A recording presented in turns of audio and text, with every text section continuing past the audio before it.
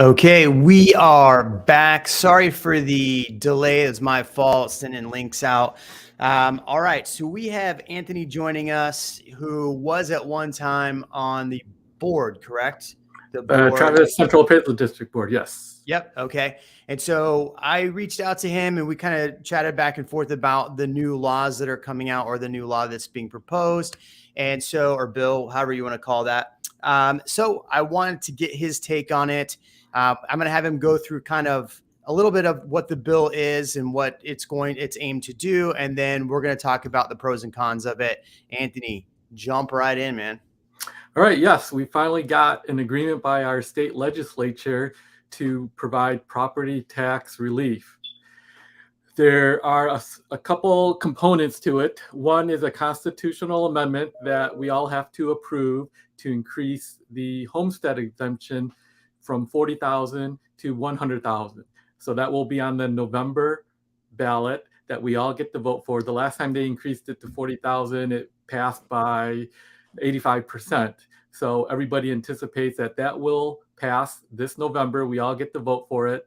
And what that will do is if you own a home and you filed a homestead exemption on your home, the appraisal district will decrease the taxable value by $100,000.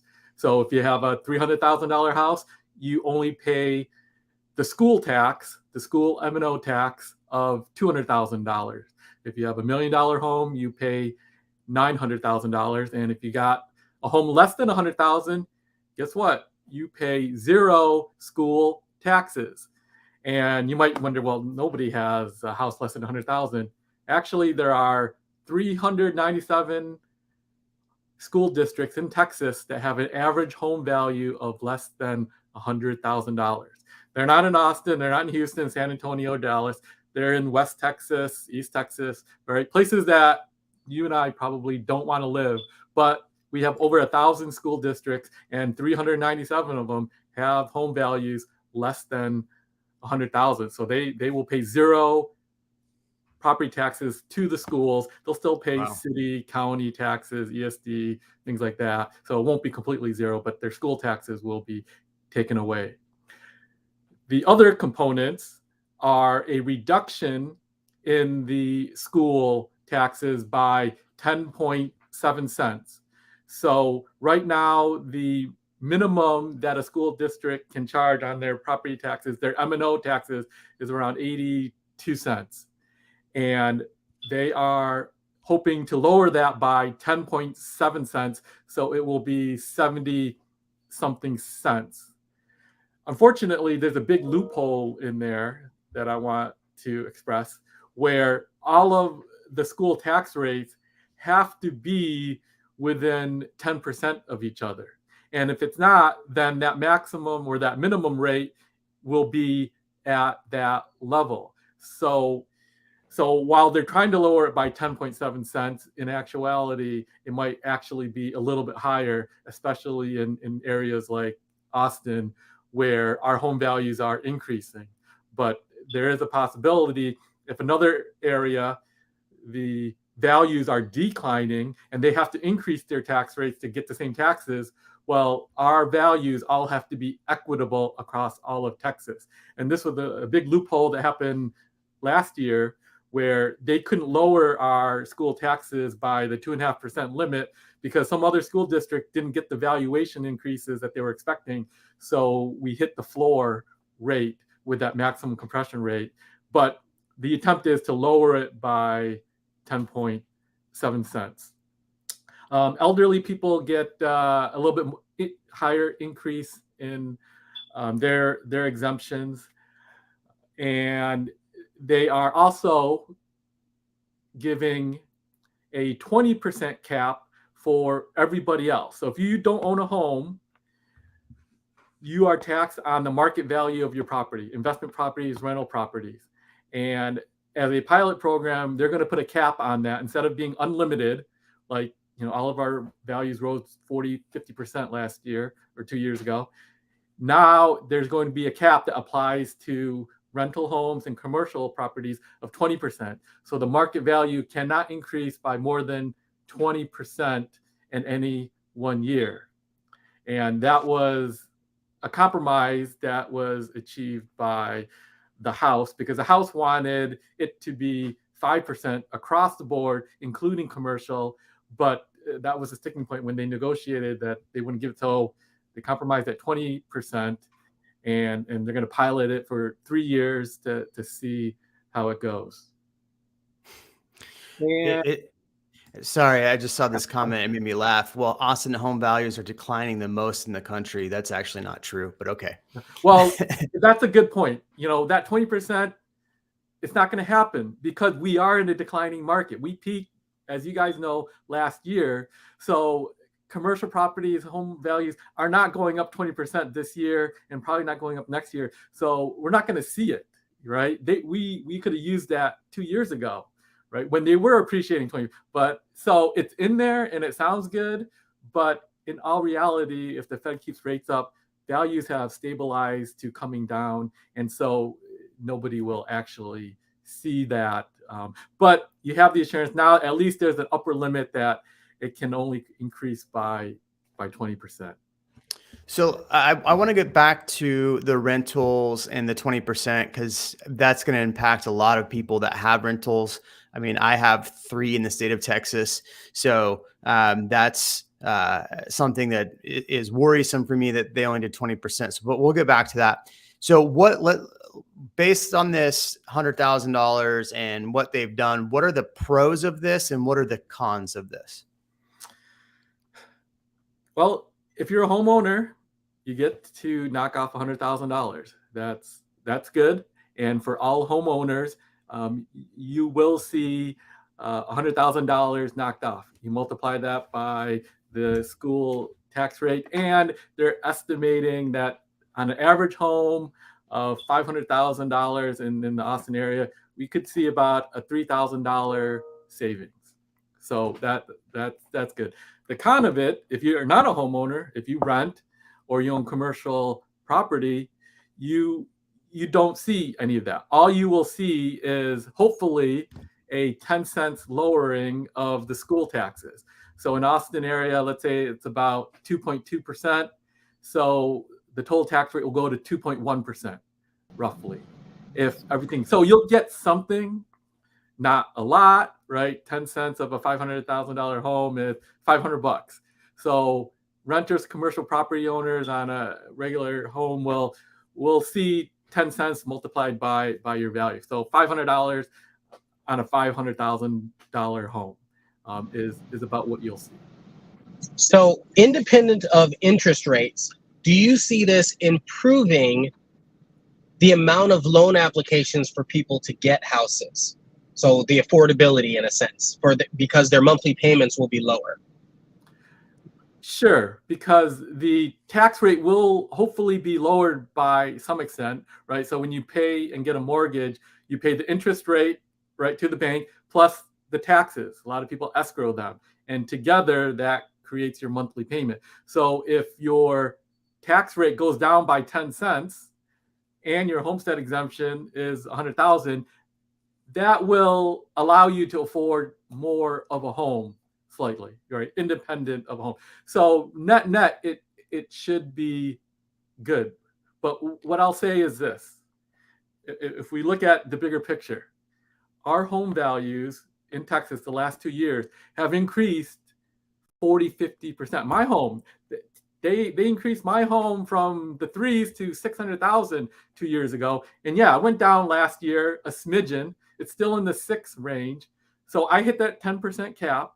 Like the vast majority of homeowners hit that 10% cap. So our taxable value is going up 10% next year, right? Because home values haven't gone down that much. They've only gone down 5, 10%, right? So if you hit that homestead, we still got 2 or 3 years of going up 10% each year. And so if the taxing entities don't lower their tax rates, we still would pay 10% more because we haven't reached our market value in our homes. Most homeowners with the homestead exemption is still capped at that 10%. So taxes were going to go up 10%. They're trying to compress it a little bit, but they're going to compress the rate a little bit. And so instead of that $3,000 figure that they're saying on a $500,000 home, it might be like half of that we'll actually see in our pocketbooks. So maybe $1,500 on a $500,000 home, because our taxable values for homeowners are going to go up 10% because they went up 50% or more the last couple of years. And I think that's why the Senate held out. They didn't want to do the House's plan, which was 16 cents of lowering the rate across the board, because they realized that homeowners' values are going to go up 10%. If they just lowered it by 16 cents, you wouldn't have even noticed it, right? Because it would have been washed out with the 10% increase in our taxable values. So the homestead exemption, that is a big exemption. $100,000 off your house, is quite a bit. So we will see some effect, but a lot of that will be somewhat paid for by renters and commercial property owners. But I'll say this, though, if you're a commercial property owner, because values are declining, you will see that immediate benefit next year, right? When they value your value down, say 10%, 20%, you pay that market value, right? There's no cap on the decline. And because we are a declining market, commercial and renters should see that right away, where homeowners won't, because values went up 50%, homeowners will still get 10% increase. So for the next 2 or 3 years, homeowners will be bearing a larger share of the tax burden because of the cap, where commercial and renters will see any immediate decrease because that's applied directly. And so the Senate knew that, and the Senate was like, well, we can't do what the House wanted. We have to do something so that people feel it, and the only way to do that is with a homestead exemption. But what that means is the commercial property owners will end up paying a little bit more. You'll still see something, but it won't be a big decline as it could have been if they didn't do the homestead exemption. So basically what you're saying is they're still going to increase your values 10% this year, or potentially for most homeowners, or still potentially just raise the tax rate, even though it's showing that they're going to have this deduction. So what I'm hearing is that while it sounds great that they're doing $100,000 deduction or reduction, really it's going to be kind of washed by a 10% increase. Yeah, not quite a wash, but close. The taxing entities should be lowering their tax rates, right? The cities and the counties, they have a 3.5% cap on how much they can raise revenue. And if they raise more than that because of high values, they have to lower the tax rate. So the city and the county did lower the tax rate last year by a few pennies, not much. And the school districts have been lowering them. Their cap is 2.5%. So they're supposed to lower them to meet that. But there's a lot of loopholes for the counties and the cities to employ. When they issue bonds, when they call bond elections, that increases the tax rate. And the law allows them, well, if voters approved your bond, well, then you can charge whatever tax rate to pay those bonds off. And that's not capped by that 2.5%, 3.5% cap that they have. So schools, so the way that the schools and the cities get around this is they jam a lot of bonds and get people to vote to keep that tax rate elevated, which they did the last 2 years.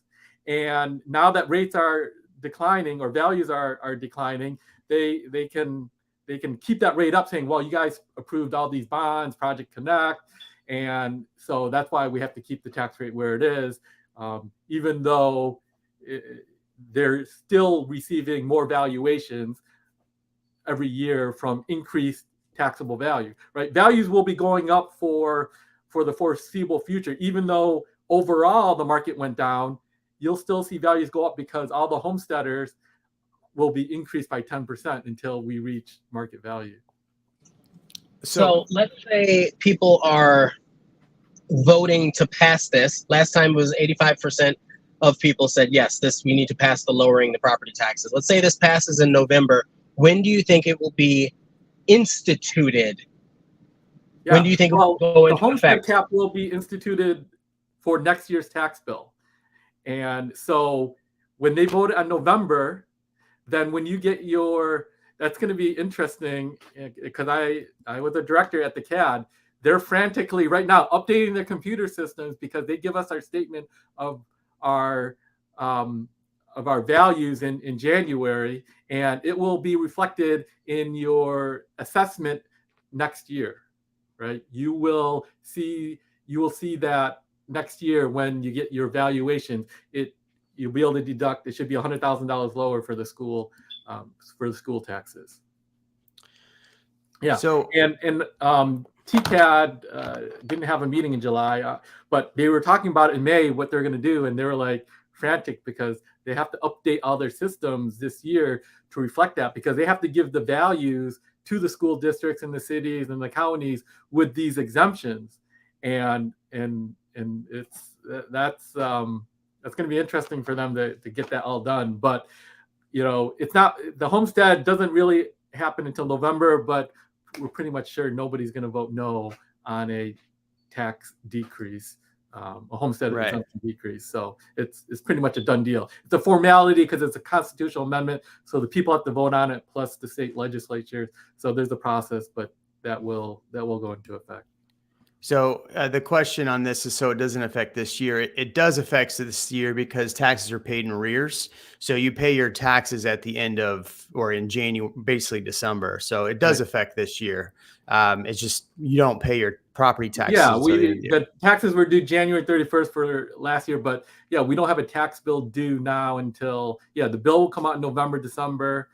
Some people pay in December. I wait till January 30th to write them the check of next year, but it will affect your January bill of next year for people that pay in one lump sum. People that escrow, right, you don't feel it, but when they recalculate your escrow and they get the tax bill that's coming out in November, it should reflect the changes in the taxes. That's actually a really good point. So people that are escrowing it in, you would recommend that they reach out to their mortgage provider if they don't hear from them by whatever the taxable time is next year. So let's say April or May of next year. Yes? Yes, yeah. It'll, they won't get a bill until November, and then they'll use that bill to recalculate their escrow and any buffers that they have in it. But, when you escrow, you pay usually a 15% buffer. And so your taxable value is going up 10% most likely. So these changes, it won't affect it, right? They'll look at it, well, you're in the 15% buffer, and they probably won't increase it, but they'll just say you have to keep on paying the same amount in your escrow account every month. So you might not even notice it if you're escrowing it. Right. So that's why I titled this, I think, Jason Payne, love you in the comments, man. He said, I'm happy about this. I wonder if the title is just to get your attention. Well, I think the title, the tax bill, Texas tax bill bad for future homeowners. Well, the reality is what we're saying here is that it sounds good, but it may not do enough to actually make a big dent in people's wallets. And so that's why I titled it that way. One question I have for you, Anthony. So when I protested a property here in Travis County this year, I had all the comps in the world that showed that this property was at least $100,000 less, if not more, than actually it was about $150,000 less than what the taxing entity was using. Now they were using comps for completely different neighborhoods. They went to completely different schools. And when we went round and round with them, they're like, well, the comps you're giving us don't fit our model. And they would never explain what their model was. They never would give me any insight. And I'm saying, but I'm giving you comps that are in the exact neighborhood that closed at the exact time that fit this. And you're saying they don't fit, but you're being very obtuse in telling me that they fit this random thing that you won't even show me how they fit in your metrics. So that was a big frustration I had this year when I was doing my property taxes and protesting them myself. So the biggest issue is that I have with the taxing district, and you may have some more insight about this, is that they don't really tell you, or they don't make it clear on really the best way to protest your taxes or even how the system works. Do you have any insight on that, why it's like that? Or is it just this? They know the neighborhood that you're in, the subdivision that you're in, they should be pulling comps from that neighborhood. And So when you protest, did you only go to the informal, or did you go all the way to the formal hearing with the ARB? I don't bother going to the Oh, you formal used because pro-tax. Okay. yeah. No, Um, I did it myself this year. I did the informal. oh, you did just the informal. So you There's didn't want to I've go. no I can't tell you how many people have emailed me and said, you're right, I went to the formal and it was a waste of time. Well, so I didn't. I protested for a friend of my wife's. They're in Williamson County, and yes, when you go to the informal, they have their rules, they have their guidelines, but they will stick with it. If you give them data, I find when you give them data in your neighborhood, they should use them or have a good reason not to. But that informal, if you don't get the answer that you want, then you need to go to the ARB, which are just regular citizens, generally older retired folks that will listen to you. And if you just make a simple argument to them, they will usually give you something. And I did that. So yes, I went to them, I showed them the data, and they weren't convinced. I said, all right, fine, let's go to the ARB. So I went to ARB. It was 3 older people. And I just laid out my case. And they're like, okay, you're right. Now, they didn't give me what I really thought it was worth, but they listened to me and lowered it. You know, the appraisal district didn't want to do anything, but the ARB is usually willing to work with you if you give them data, and they will listen to reason. And the CAD, they'll cite law and different things, but it should be in the neighborhood. And you just go to ARB, hey, this is in the neighborhood, it's sold for X. And I always use their data against them. I go, what are your comps?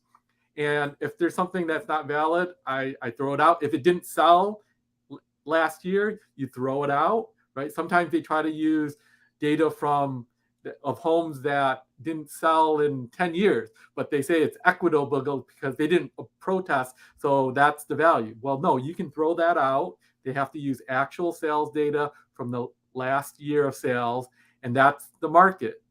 And if you said that you showed them that data and they sold in the last market and it was in the same neighborhood, they should have accepted it.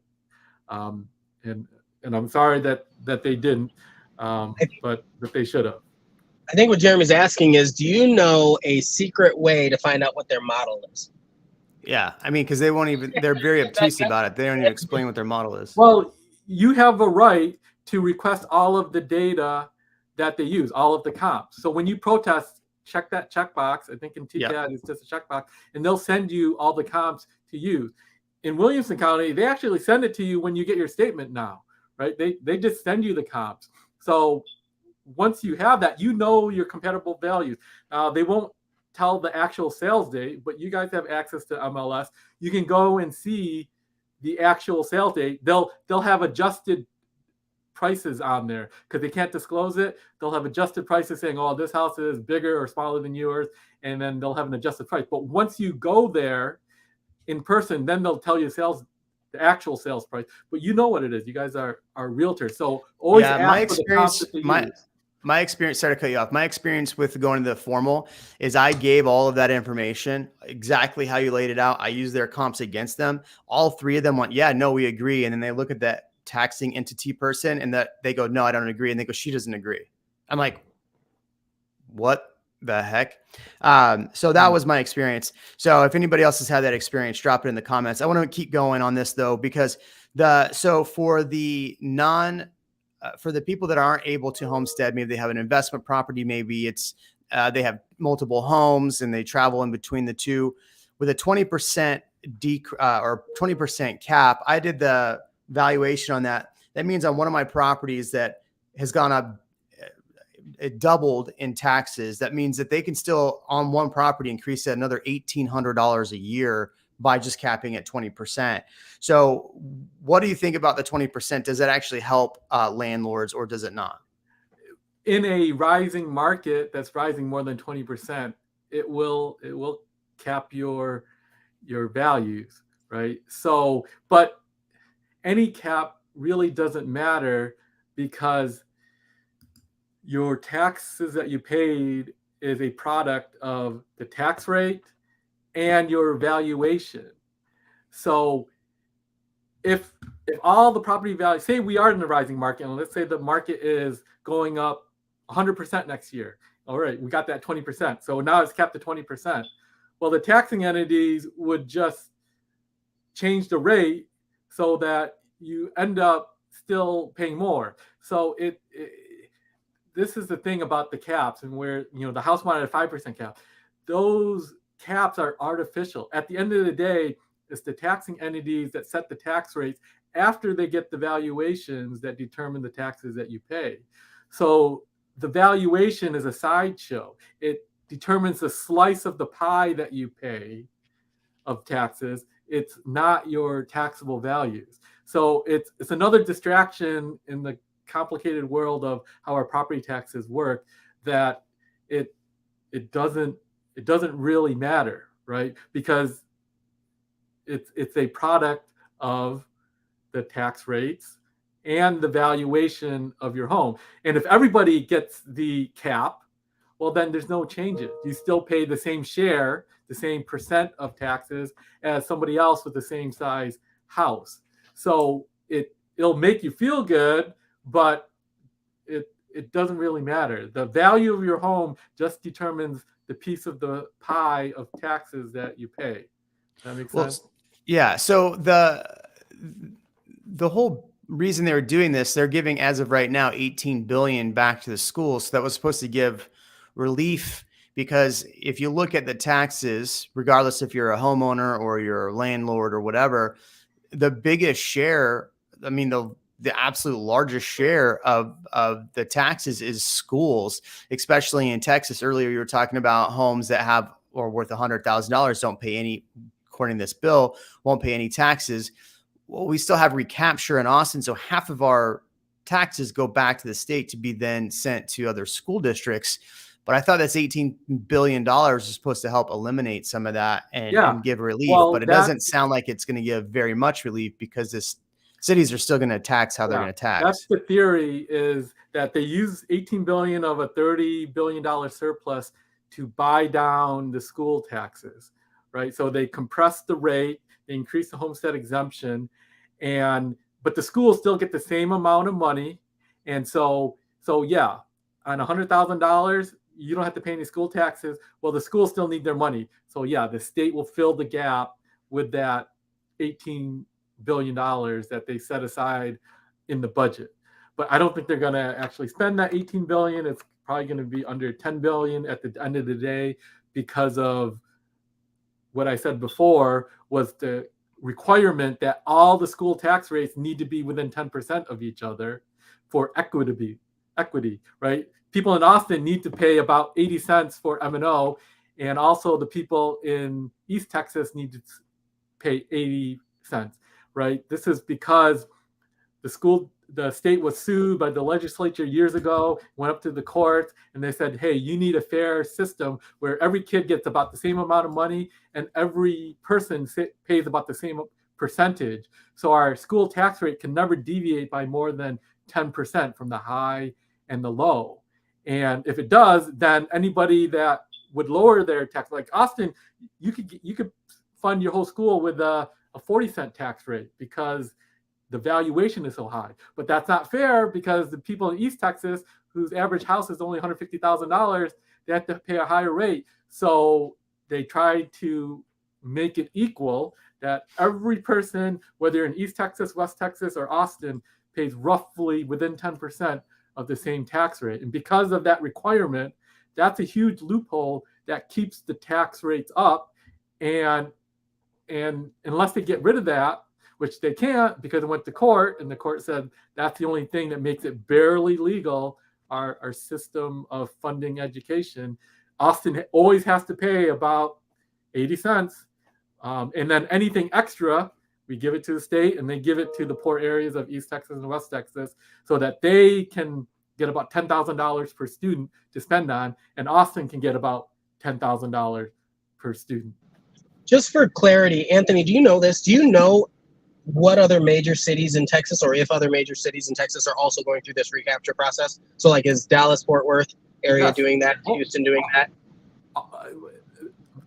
every school district in Central Texas, Pflugerville is in recapture, Round Rock is in recapture, Eanes ISD, anywhere Dripping that Springs. has very quick growth is now in recapture. Pflugerville was the last holdout in Central Texas, and even now that they are, because of the valuations growing so much and their enrollment going down, they're in recapture. Now, the state did lower the recapture amount in this last legislative session, so it won't be as much as it was.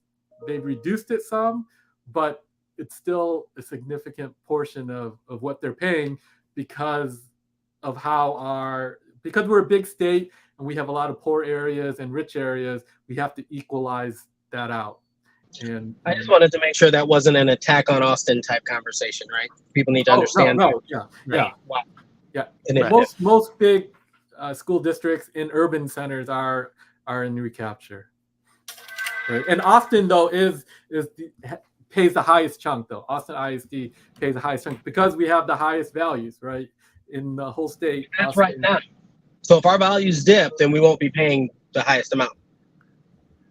Right. If our values dip, then yeah, right, it won't. But yeah, it's only dipped a little bit, so we'll still be Austin will still be paying a fair share.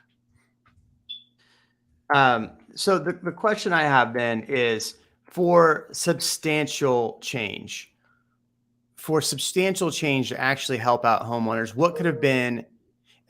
I'm frustrated because I see all the lawmakers patting themselves on the back. We did this huge, big thing. It's amazing. It's great. And I'm more skeptical than most people, but I looked at it and went, hold on a second. This doesn't smell right. It doesn't smell like it's actually going to help people. Now it will, but it's not going to be this big, significant tax change like they've made it. For this bill, what do you think would have been different, or what could have been done different that would actually been substantial change? Well, the House's original plan was to use all of the $18 billion to do an across-the-board tax rate reduction of about 16 cents. Right? Okay. So that means whether you own commercial property or homesteaded, you would have lowered the tax rate by 16 cents, and then the 18 billion would just go to the school fund, and then and so that even that, because our values are increasing as homestead by 10%, you wouldn't have seen the full effect of it. But over time, we need to get that rate down as much as we can. And doing it across the board, in my opinion, that's what I want. I wanted the House's plan to just reduce that rate. And there are some long-term plans out there that suggest that we can eliminate the school M&O tax rate in 8 to 10 years if they use the surplus and they apply it towards buying down that school tax rate. And they limit state spending by inflation plus growth. So if the state spending is 5%, and then any extra, you take that and buy down the rate, you could potentially eliminate that. And I like that plan. And I think it is feasible because you know what? The $30 billion surplus that they have this year would have paid for the entire school M&O budget of 5 years ago.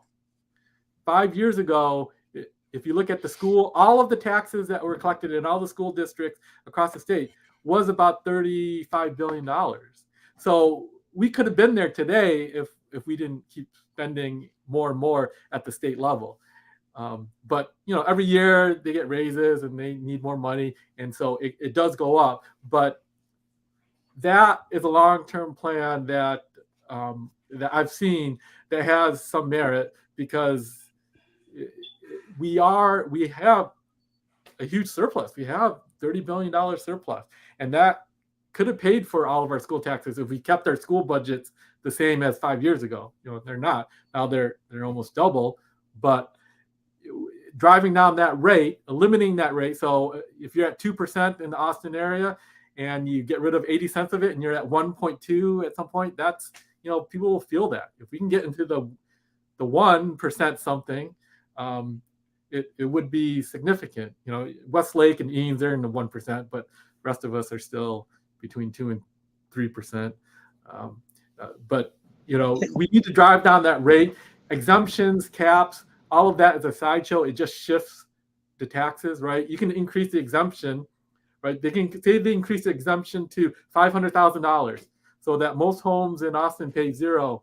Well, it doesn't mean that the taxing entities get nothing. It just means that the renters and the non-homeowners end up paying more for it.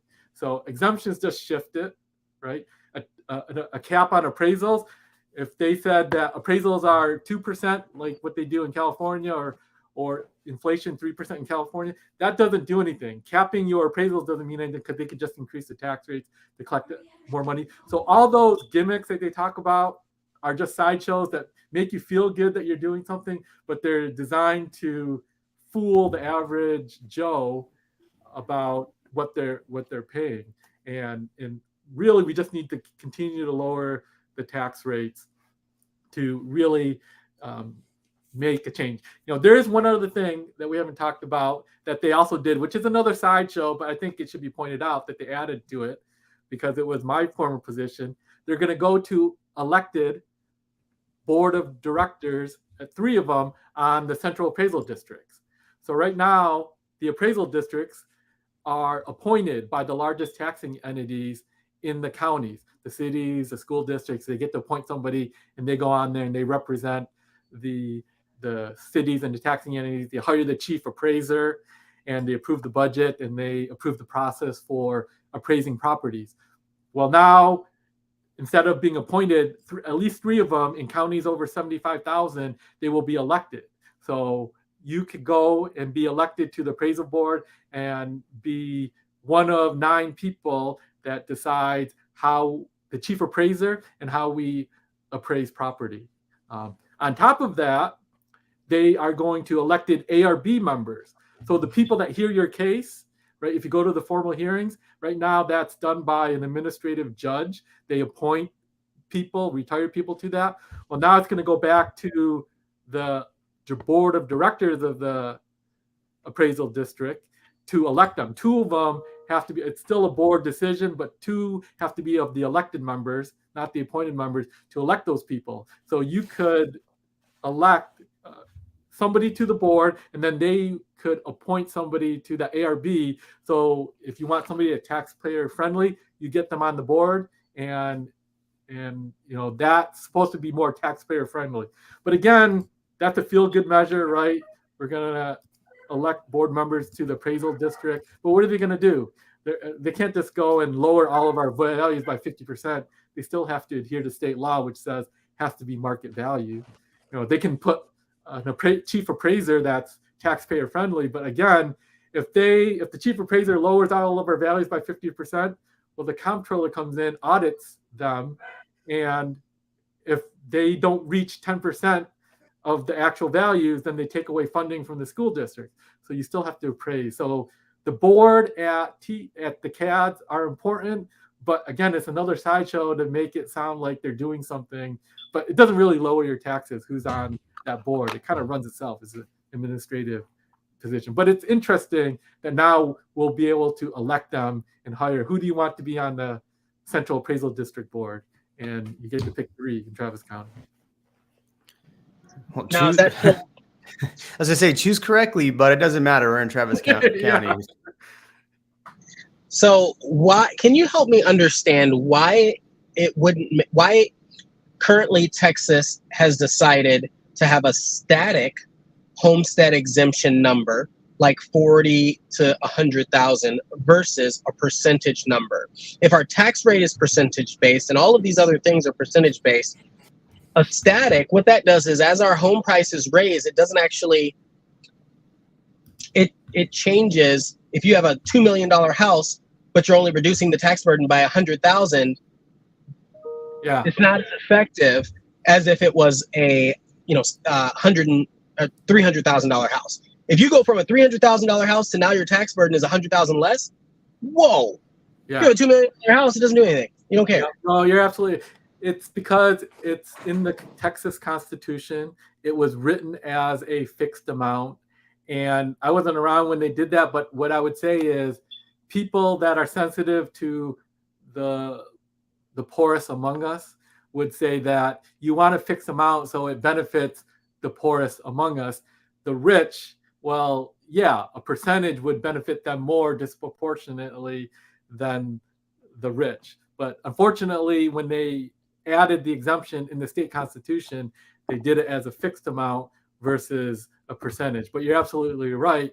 A percentage would be more fair. It would be indexed over time, and it wouldn't require this change. But I think politics is part of it too, because politicians can say, hey, I voted in the legislature to increase exemptions to 100,000, and right, so they can show that they're doing something, right? Because I heard them saying, well, we increased it from 20,000 to 40,000 last year. It gives them something to run on every few years. Right.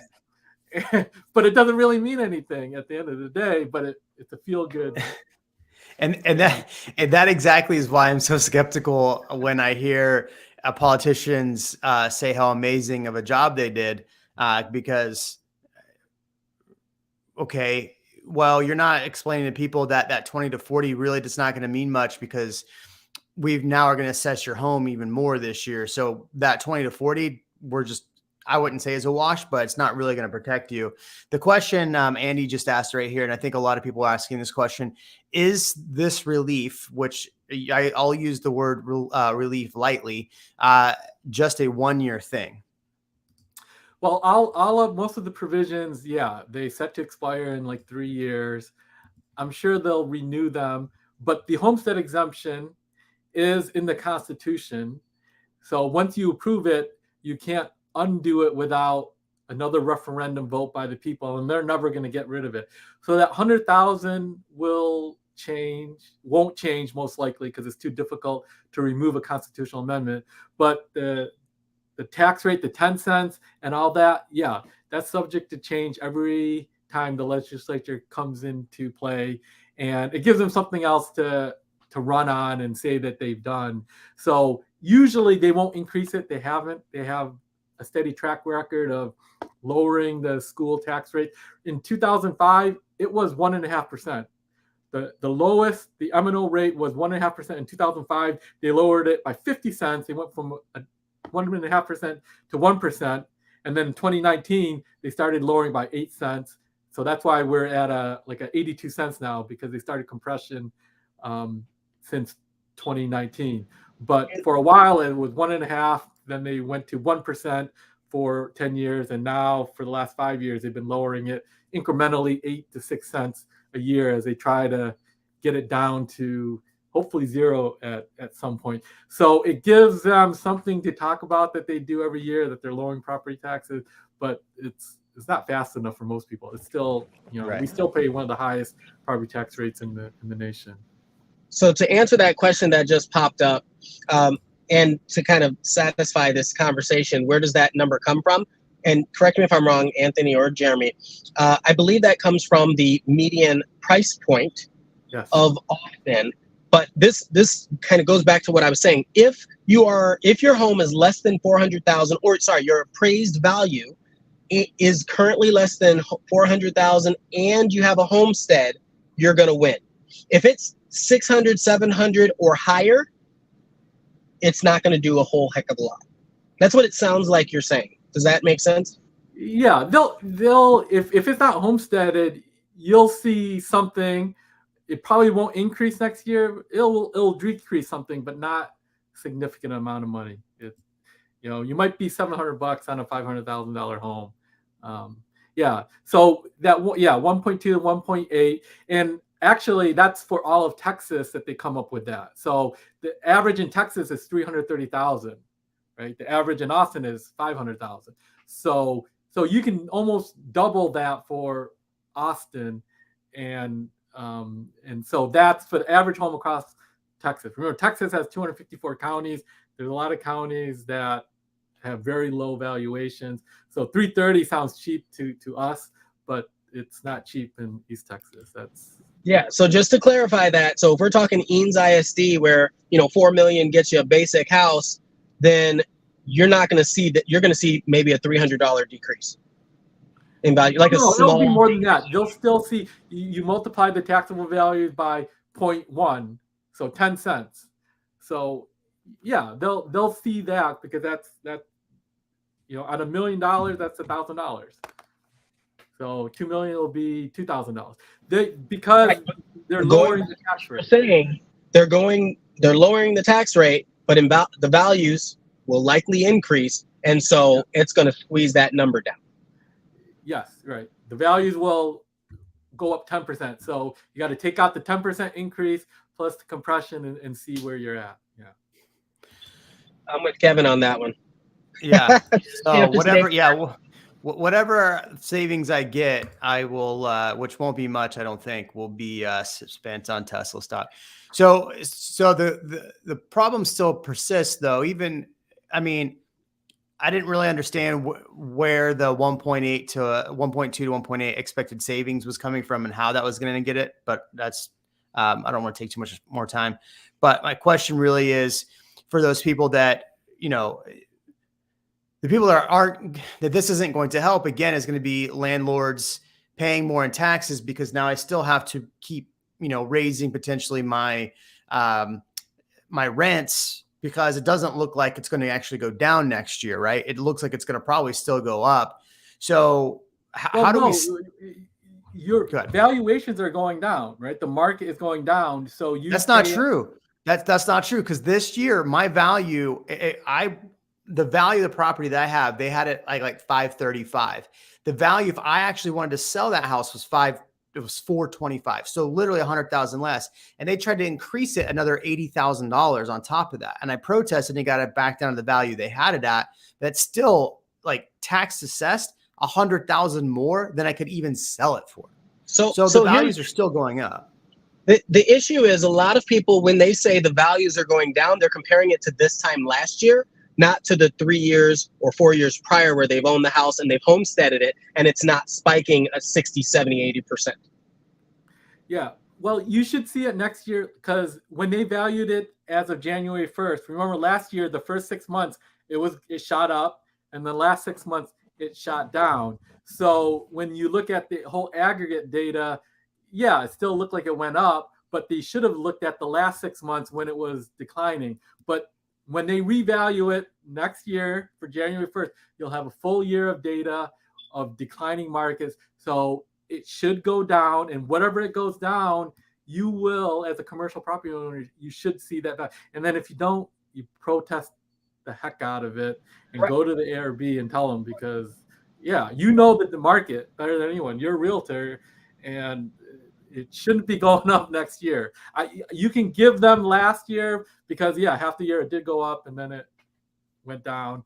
But still, if they're doing the right thing, which they should be doing, they should be reporting it next year.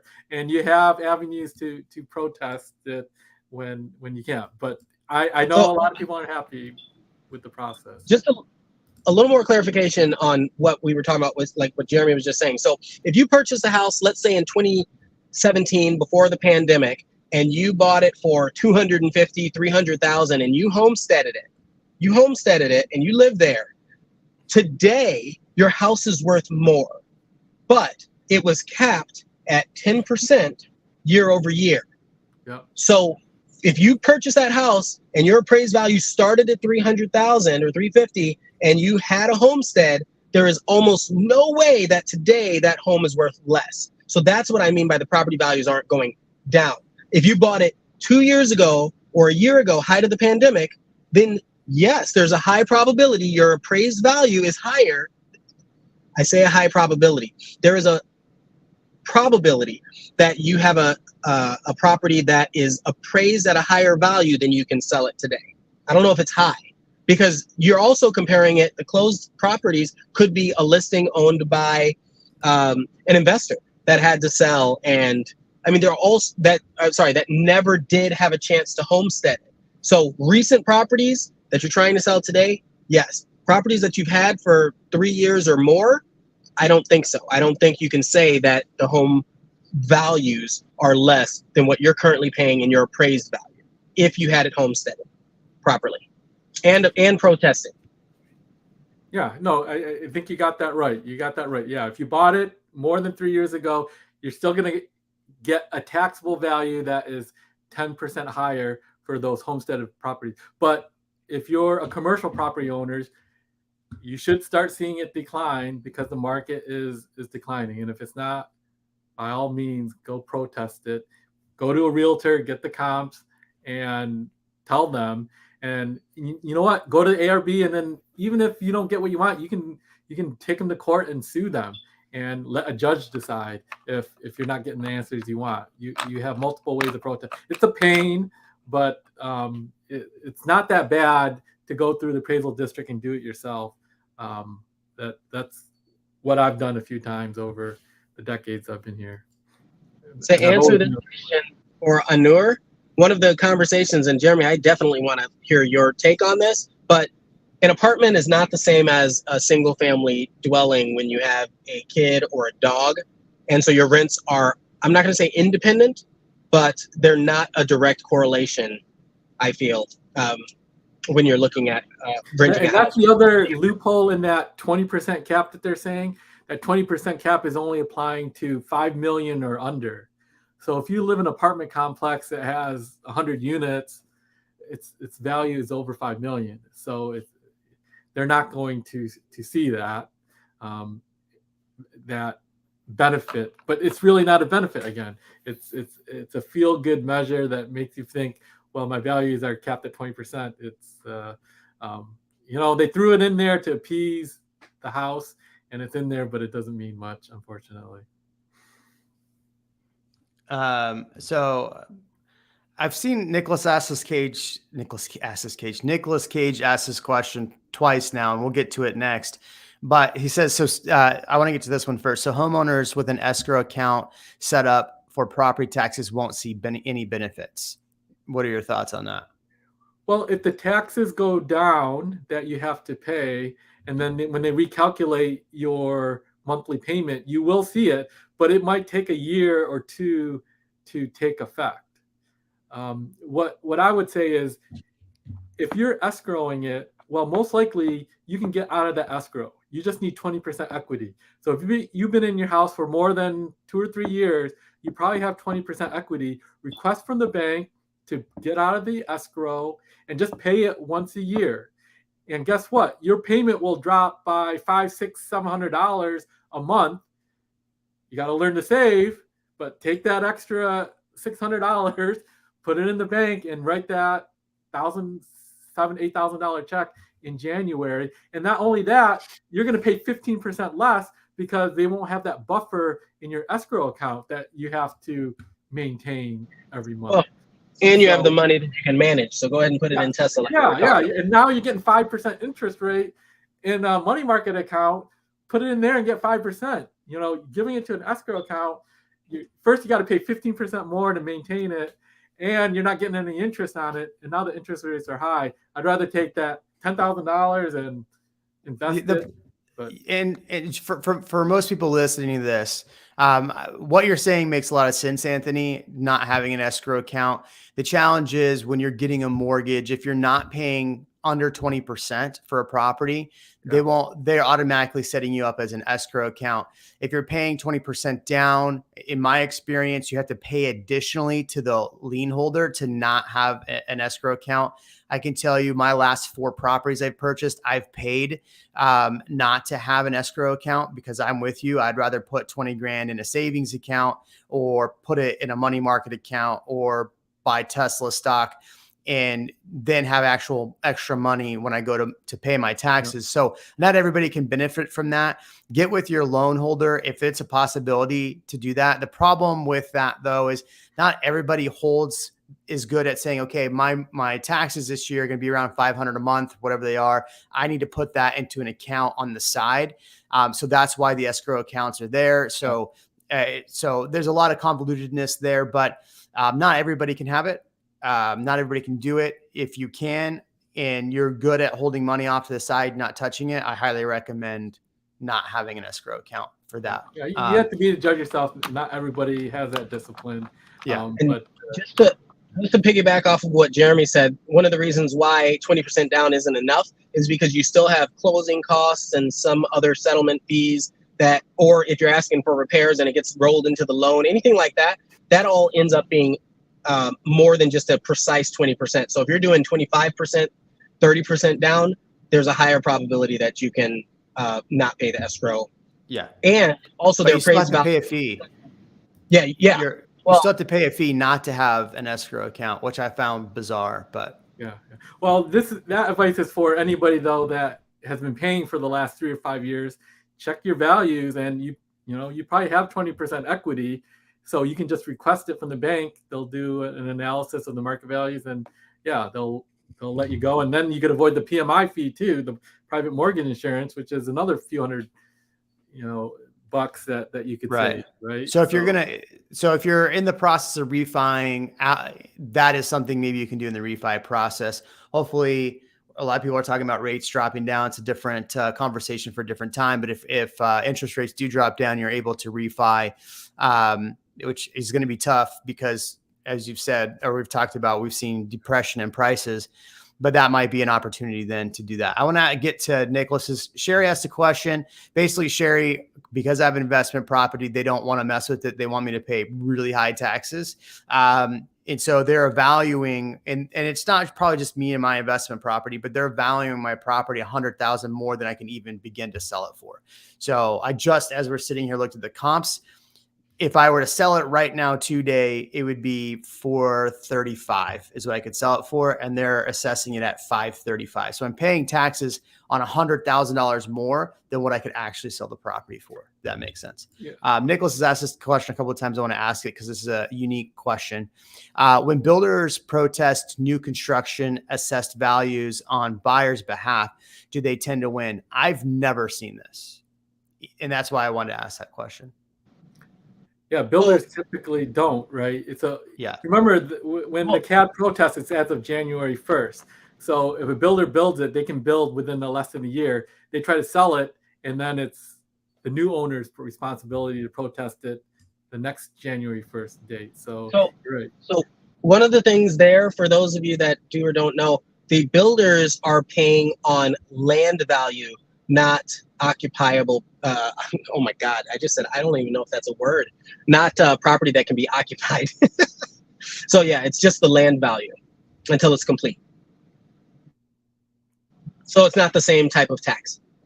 Right. It's just the land. And then when they call it in the CAD world, improvements to the land, which is a structure, then once that gets assessed, then they would have to pay that. But usually they want to build all that before January 1st, and the tax bill comes and let the new owner pays it.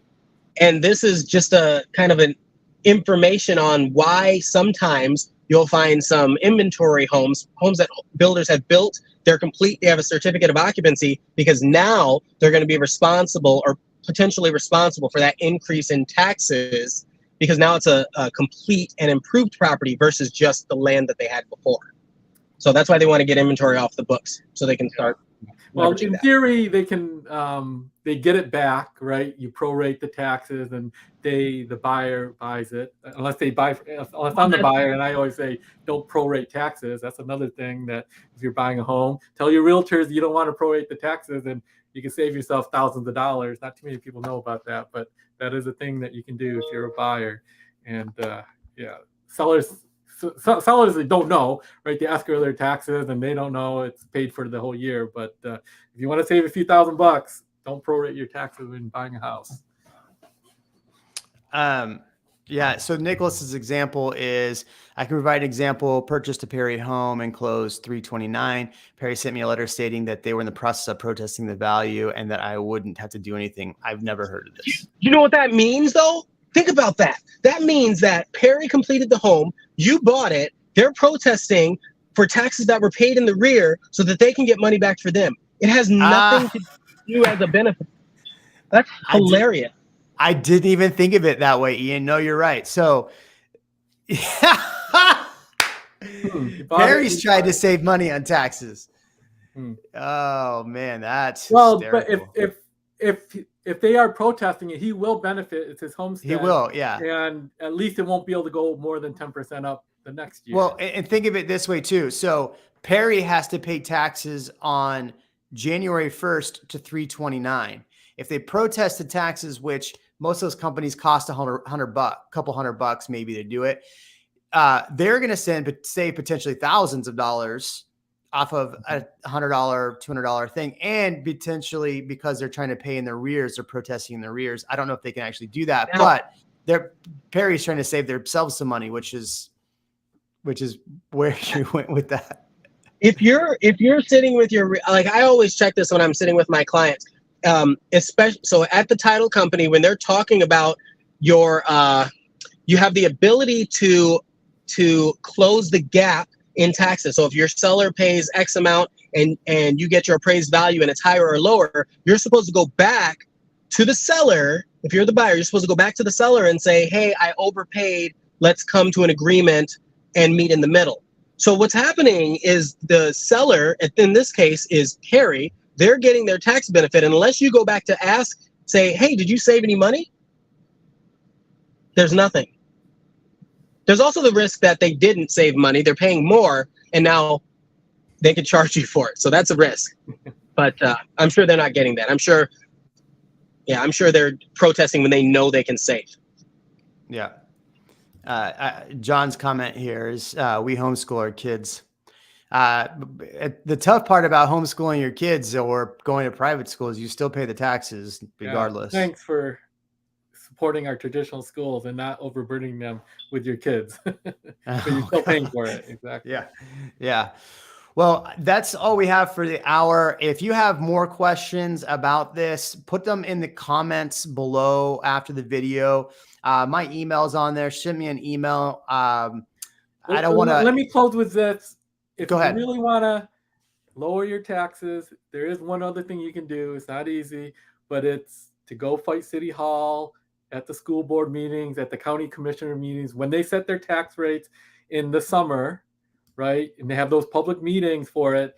That's when your taxes are really settled. And if we can keep them from increasing the rates higher than they need to be, that will lower our taxes. What the state does, yes, it helps on the global level, but really it's all the taxing entities. It's when they ask us to pass bonds, right? You know, you vote no, they can't issue it, right? Just to be clear, what you're saying is we need to do a Real Migos live stream at City Hall while they're talking about this, while everybody's making these decisions. Got it. Thanks, Anthony. Yeah. But that's really where it happens. And it's hard, right? We got 5 taxing entities, 6 taxing entities. They all have their public meetings in August and September during vacation, and nobody goes to those meetings. And usually it's just a rubber stamp, whatever they want to spend, they do it. But that is the most effective way to lower our taxes, to keep them from growing. Anything that the state does, all the state has impact is on the school taxes.